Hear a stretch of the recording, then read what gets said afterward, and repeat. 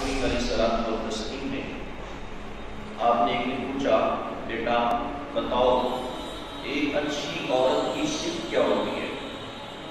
ایک اچھی اور نیک سیرت خاتون تمہارے نزدیک کیا ہے؟ تو سیدہ محبوبہ کائنات رضی اللہ تعالیٰ عنہ فرماتی ہیں کہ ابا جان، میرے نزدیک سب سے بہترین عورت، بہترین خاتون وہ ہے جو نہ تو کسی غیر محرم کی طرف دیکھے اور نہ کوئی غیر محرم اس کی طرف دیکھے۔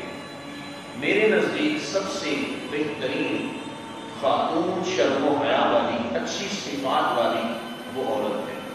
آقا کریم علیہ الصلوۃ والتسلیم آپ کے ساتھ آپ کے صحابی حضرت سیدنا عبداللہ ابن مکتوم رضی اللہ تعالیٰ عنہ، یہ نابینا صحابی تھے۔ ان کا عمل یہ تھا کہ ان کا گھر مسجد سے بہت دور تھا اور اپنے گھر سے لے کر مسجد نبوی تک انہوں نے ایک رسی باندھ رکھی، اس رسی کو پکڑ کے مسجد تک آیا کرتے ہیں، اور ان کو یہ شرف حاصل ہے کہ یہ مسجد نبوی کے مؤذن بھی رہے ہیں۔ آقا کریم علیہ الصلوۃ والتسلیم کے دور میں یہ اذان پڑھنے کا شرف بھی ان کو حاصل ہے۔ نابینا صحابی نے جو نبی کریم صلی اللہ علیہ وسلم کے ساتھ سیدہ محبوبہ کائنات رضی اللہ تعالیٰ عنہ کے گھر تشریف لے گئے۔ جو ہی دروازے سے انٹر ہوئے تو سیدہ محبوبہ کائنات رضی اللہ تعالیٰ عنہ دروازے کی کوڑ میں چھپ گئی، دروازے کے پیچھے چھپ گئی۔ آقا کریم علیہ الصلوۃ والتسلیم آپ نے یہ منظر دیکھ کر خاموش رہے۔ کچھ ہی دیر کے بعد حضرت سیدنا عبداللہ ابن مکتوم رضی اللہ تعالیٰ عنہ وہاں سے واپسی چلے گئے، جو ان کا مقصد تھا وہ پورا ہو گیا، چلے گئے۔ آقا کریم علیہ السلام نے بیٹی سے پوچھا، بیٹا بتاؤ میں نے آج کا یہ ماجرا دیکھا ہے، عبداللہ ابن مکتوم آئے وہ نابینا صحابی ہیں، ان کو تو کچھ نظر نہیں آتا، جب ہم داخل ہوئے تو دروازے کے پیچھے چھپ گئی، ایسا کیوں کیا؟ بیٹا وہ تمہیں دیکھ نہیں رہے تھے، وہ نابینا تھے۔ تو سیدہ محبوبہ کائنات رضی اللہ تعالیٰ عنہ فرماتی ہیں، ابا جان وہ نابینا تھی، میں تو نابینا نہیں تھی۔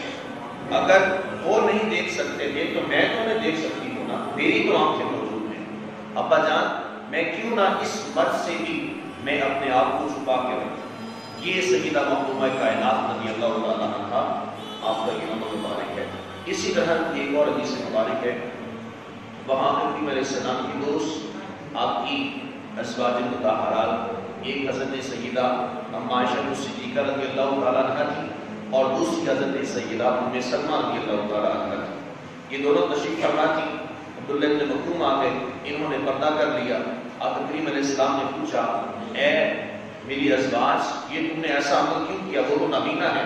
فرمایا حضور اگر وہ ہمیں نہیں دیکھ سکتے ہم تو انہیں دیکھ سکتے ہیں نا۔ تو یہ ایک عقیدہ اور ایک نظریہ ہے اور اپنی آنکھوں کا ایک پردہ ہے جو ہمیں ازواج مطہرات کے در سے ملتا ہے۔ حضور نبی کریم صلی اللہ علیہ وسلم اپنے ایک نابالغ غلام کو لے کر سیدہ محبوبہ کائنات رضی اللہ تعالیٰ عنہ کے گھر تشریف لے گئے۔ وہ جو نابالغ غلام تھا آقا کریم علیہ السلام نے اپنی بیٹی کو ہبہ کر دیا کہ گھر کے کام کاج کرنے کے لیے، چھوٹی عمر کا بچہ تھا وہ، اس کو آقا کریم علیہ السلام اپنے ساتھ لے کر سیدہ محبوبہ کائنات رضی اللہ تعالیٰ عنہ کے گھر تشریف فرما ہوئے۔ تو اس وقت عالم یہ تھا کہ آپ کی بیٹی کے پاس اتنے کپڑے موجود نہیں تھے، ایک چادر تھی، اگر وہ سر پہ ڈھانپتی تو پاؤں ننگے ہو جاتے، اگر پاؤں کو ڈھانپتی تو سر ننگا ہو جاتا۔ جو ہی دروازے سے اندر داخل ہوئے تو بیٹی کو جب اس حالت میں دیکھا تو بیٹی نے اپنے آپ کو اوڑھنا چاہا، اپنے آپ کو چھپانا چاہا۔ اگر سر پہ دوپٹہ رکھتی ہیں تو پاؤں ننگے ہو جاتے ہیں، اگر پاؤں پہ دوپٹہ رکھتی ہیں تو سر ننگا ہو جاتا ہے۔ آقا کریم علیہ السلام نے دیکھا کہ میری بیٹی بہت پریشان ہو رہی ہے، کہ پردہ کرنا چاہ رہی ہے لیکن پردہ نہیں ہو پا رہا۔ حضور نبی کریم صلی اللہ علیہ وسلم نے فرمایا، بیٹا ڈرو مت اس بات سے کہ میں تمہارا باپ ہوں اور یہ آنے والا یہ ساتھ جو چھوٹا بچہ ہے یہ تیرا نابالغ غلام ہے۔ نابالغ غلام سے پردہ نہیں ہے۔ آقا کریم علیہ الصلوۃ والتسلیم کی صاحبزادی اس قدر ڈر رہی تھی، نابالغ بچے سے بھی پردہ کر رہی تھی کہ یہ مرد ہے اگرچہ وہ نابالغ ہے۔ تو یہ سیدہ محبوبہ کائنات بی بی فاطمہ الزہرا رضی اللہ تعالیٰ عنہا آپ کا یہ پردے کا ایک معیار ہے۔ سیدہ مخدومہ کائنات بی بی فاطمہ الزہرا رضی اللہ تعالیٰ عنہ نے امت مسلمہ کی ماؤں بہنوں بیٹیوں میں ایک پیغام دیا ہے۔ اگر اس پیغام کو صرف لفظوں کا پیغام دیتے ہوئے نہ سمجھا جائے بلکہ اس کے دل کی تختیوں کے ساتھ اور دل کے دریچوں کے اوپر سنہری لفظوں کے ساتھ اس کو لکھا جائے اور اس پر عمل کیا جائے تو میرے خیال سے یہ ہر ایک ماں بہن بیٹی کے لیے مشعل راہ کی مانند ہو جائے گا۔ سیدہ مخدومہ کائنات رضی اللہ تعالیٰ فرمایا کرتی تھی عورت کو چاہیے وہ بغیر کسی ضرورت کے اشد ضرورت بغیر کسی اشد ضرورت کے کسی دوسری عورت کے جسم کو برہنہ نہ دیکھے۔ بہت زیادہ ضرورت ہو تب جا کر وہ بھی معمولی سا جو جس کا جتنا کام ہے اس اعتبار سے دوسری عورت کے جسم کو ننگا دیکھنا جائز ہوگا، وگرنہ بغیر کسی ضرورت کے کسی دوسری عورت کے جسم کو دیکھنا بھی ایک عورت کے لیے جائز اور حلال نہیں ہے۔ اور آگے ارشاد فرمایا کہ یہ بھی عورت کے لیے جائز نہیں ہے کہ دو خواتین ایک کپڑے میں برہنہ لیٹیں، ایک کا جسم دوسری عورت کے جسم کے ساتھ اس حال میں مس ہو رہا ہو کہ دونوں کے اوپر کپڑے موجود نہ ہوں۔ اور فرمایا کہ اگر ایسا ہو جائے، اگر ایسی ایک عورت دوسری عورت کے پاس جا کر لیٹے تو وہی جو عورت اس کے پاس جا کر لیٹی ہے اس دوسری عورت کی اس کے جسم کی بناوٹ کو اپنے شوہر کے سامنے جا کر بیان کریں گے، جو کہ حرام ہے۔ کہ ایک عورتوں کے مابین بھی اس چیز کو بیان کیا گیا کہ پردہ صرف مرد اور عورت کے مابین نہیں ہے، عورت کا عورت سے بھی پردہ ہے، مرد کا مرد سے بھی پردہ ہے۔ جس طرح سے ایک غیر محرم مرد کا دوسری غیر محرم عورت کو دیکھنا حرام ہے، اسی طرح سے دو مردوں کا آپس میں جو اعضائے مخصوصہ ہیں ان کا دیکھنا بھی حرام ہے، اور دو خواتین کا آپس میں ایک دوسرے کے اعضائے مخصوصہ کو دیکھنا بھی حرام ہے۔ کسی بھی عورت کے لیے کسی دوسری عورت کے اعضائے بدنیہ جن کا چھپانا جائز ہے، حلال ہے، ان کا دیکھنا کسی بھی عورت کے لیے وہ جائز اور حلال نہیں ہے۔ اگر ایسا ہی عورت کر لیتی ہے تو وہ حرام کا ارتکاب کرے گی۔ یہ درس ملتا ہے آج کل کی خواتین کو سیدہ مخدومہ کائنات رضی اللہ تعالی عنہ کے درس سے۔ حضرت سیدہ ام سلمہ رضی اللہ تعالی عنہ آقا کریم علیہ السلام کی یہ زوجہ محترمہ ہے اور افضل کی روحانی ماں ہے۔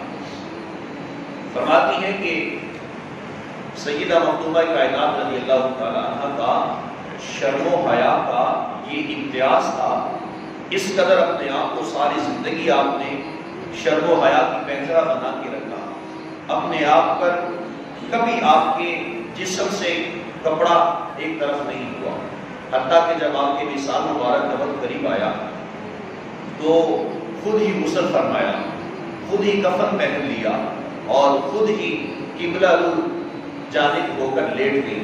اور ام سلمہ رضی اللہ تعالی عنہ اپنی اماں جان سے عرض کرتی ہیں، امی جان میں نے غسل بھی کر لیا ہے، میں نے کفن بھی پہن لیا ہے اور میں قبلہ رو کر لیٹ گئی ہوں، اب میری روح قبض ہونے والی ہے، مجھے اس کے بعد جب میری روح قبض ہو جائے گی میرے کفن کو مت کھولیے گا اور کسی کے لیے بھی میرے کفن کو کھولنے کی اجازت مت دیجیے گا، میں نے غسل بھی کر لیا ہے، میں نے کفن بھی پہن لیا ہے اور میں خود بخود جو ہے وہ قبلہ رو جانب ہو کر لیٹ گئی۔ یہ شرم و حیا کی پہچان ہے سیدہ مخدومہ کائنات بی بی فاطمہ الزہرا رضی اللہ تعالی عنہ کی ذات گرامی۔ ذاتی جی وقار آج کل کی عورت اگر اپنی زندگی میں امہات المؤمنین کی سیرت طیبات کو شامل کر لے، ازواج مطہرات کی زندگیوں کو سامنے رکھے، آقا کریم علیہ السلام کی صحابیوں کی زندگیوں کا اسکیجول، وہ نمونہ، وہ آئیڈیل اپنی زندگی میں لاگو کر لیں تو میں یہ سمجھتا ہوں آج اگر ہر گھر سے وہ ماں بن کے نکلے گی، اگر وہ بیٹی کی صورت میں ہو وہ عورت ذات، اگر بیٹی کی صورت میں ہو، اگر ماں کی صورت میں ہو، اگر بہن کی صورت میں ہو، بیوی کی صورت میں ہو، آپ کو سیدہ مخدومہ کائنات بی بی فاطمہ الزہرا رضی اللہ تعالی عنہ کی لیکن یہ اس صورت میں ہے جب آپ کی زندگی کو اپنی عملی زندگی میں لاگو کیا جائے. سیدہ مخدومہ کائنات رضی اللہ تعالیٰ عنہ ساری زندگی آپ نے شرم و حیا میں گزاری، باپردہ رہا کرتے. ایک مرتبہ بڑی پریشان بیٹھی ہیں کہ جب میرا وقت وصال آ جائے گا، میں دنیا سے پردہ کر جاؤں گی، تو پھر نہ جانے مجھے کتنے لوگ گندہ دیں گے، کہیں ایسا نہ ہو کہ کسی غیر محرم مرد کی نظر میرے جسم کے اوپر پڑ جائے. پریشان بیٹھی تھی، رو رہی تھی کہ اتنے میں حضرت اسماء بنت عمیس رضی اللہ تعالیٰ عنہ تشریف لائی. انہوں نے آ کر حبشہ کی خواتین کا ذکر کیا. آپ نے پوچھا کہ میں اس حوالے سے پریشان ہوں، مجھے کچھ مشورہ دو. تو آپ نے کہا کہ آپ پریشان مت ہوں، میں نے حبشہ کی خواتین کو دیکھا ہے جس طرح ان کو رات کی تاریکی میں دفن کیا جاتا ہے، اور انداز دفن یہ ہوتا ہے کہ چارپائی کے چاروں کونوں پر کھجور کی وہ ٹہنیاں لگا دی جاتی ہیں اور ان کے اوپر کھجور کی وہ جھاڑ ڈال دی جاتی ہے، گویا کہ ایک ڈولی نما صورت اوپر جاتی ہے کہ وہ جب اس میت کو قبرستان لے کے جاتے ہیں تو یوں لگتا ہے جیسا کہ ڈولی کی صورت میں لے کے جا رہے ہیں. آپ پریشان مت ہو، آپ کے جسم کو کوئی نہیں دیکھے گا. تاریخ میں لکھا ہے آقا کریم علیہ السلام کی وصال مبارک کے بعد جب تک آپ زندہ رہی ہیں، یہ ایک لمحہ تھا جس میں آپ کے لبوں پہ مسکراہٹ آئی، وگرنہ ہر وقت سیدہ مخدومہ کائنات رضی اللہ تعالیٰ عنہ رویا کرتی تھی، اپنے باپ کی جدائی میں رویا کرتی. اتنا روتی کہ آنکھوں کے گرد ہلکے پڑ جایا کرتے.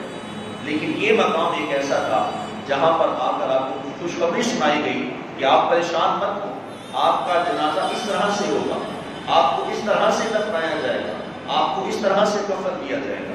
یہ ایک مقام آتا ہے، صرف ایک مقام. یہاں پر آ کر مخدومہ کائنات رضی اللہ تعالیٰ عنہ کے لبوں میں مسکراہٹ آ جاتی ہے کہ تم نے مجھے بہت اچھا مشورہ دے دیا ہے. اور پھر یہی نصیحت آپ نے اپنی ماؤں سے کر دی، ازواج مطہرات سے کر دی، آپ اپنی سہیلیوں سے یہ وصیت کر دی کہ جب میرا وصال ہو جائے تو جیسا مشورہ اسماء بنت عمیس نے دیا ہے اسی طرح سے مجھے جو ہے وہ میری جو چارپائی ہوگی اس کے اوپر ایک ڈوری نما یہ صورت بنا دی جائے اور رات کی تاریکی میں مجھے دفنایا جائے. سیدہ مخدومہ کائنات رضی اللہ تعالیٰ عنہ آپ کی جو حیات مبارکہ ہے اس کا ہر ایک پہلو ہم لوگ دیکھیں. یہ تو شرم و حیا کی میں نے بات کی. آپ سخاوت کو دیکھیں، عبادت و ریاست کو دیکھیں، زہد و تقویٰ کو دیکھیں. ہر ایک عنصر آپ کی زندگی کا وہ آج کل کی خواتین کے لیے مشرِ راہ ہے، ایک زندگی گزارنے کا بہترین نمونہ ہے. یہاں تک